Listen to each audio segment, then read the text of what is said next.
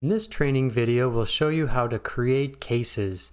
Now, cases are nice. They allow us to link certain details to a note, for example, an insurance carrier, and apply different default information like the initial treatment date. To be able to create a case is very simple. We do it from the patient demographic area.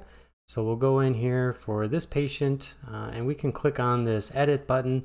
We can also go right into that patient's chart and click on their picture at the top to go into their demographic area as well. But once we're in this window at the top right, we're going to see case detail. That's what we're going to click. And we can see existing cases that we have in the system. We could edit or remove those, do what we need to. And we can see there's a switch here that can show us only active cases, or we can turn that off to see ones that are no longer active. For our purposes here, we're going to actually create a new one, and we do that by clicking that plus button at the upper right. Once this window comes up, we're going to want to select our provider first and foremost. We may have a provider that shows up here by default, and if that looks okay, we can move ahead. Of course, otherwise we can use our magnifying glass here. We can select this and select a different provider if that's something we need to do. We'll leave this provider, James Smith, in there for the meantime. We can then give our case a description. This is helpful at a later stage. We'll show you how this comes into play.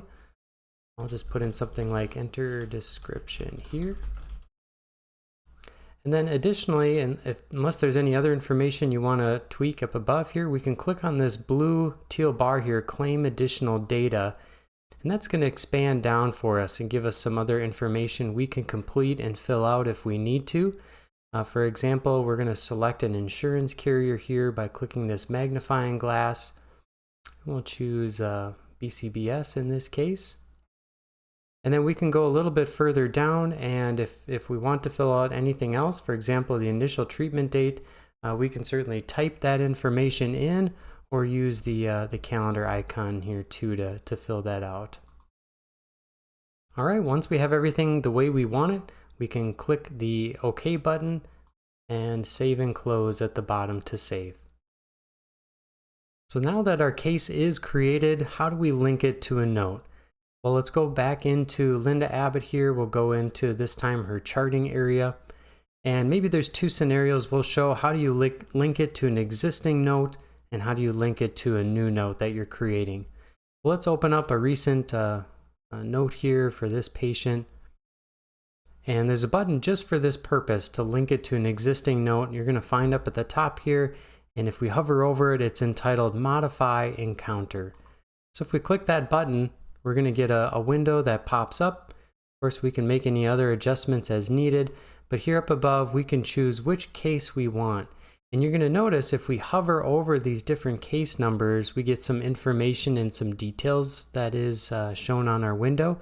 And as you can see here, the description shows up where I put enter description here. You can see that along with the date.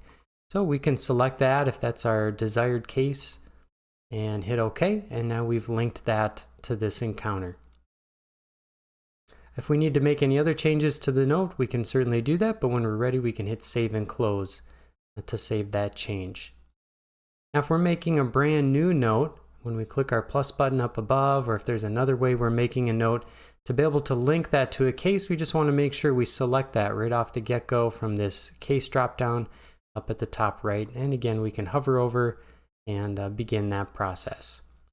Well, we hope this helps you be able to see how you can connect cases to different notes that you've made in the system. Thanks for watching this training video.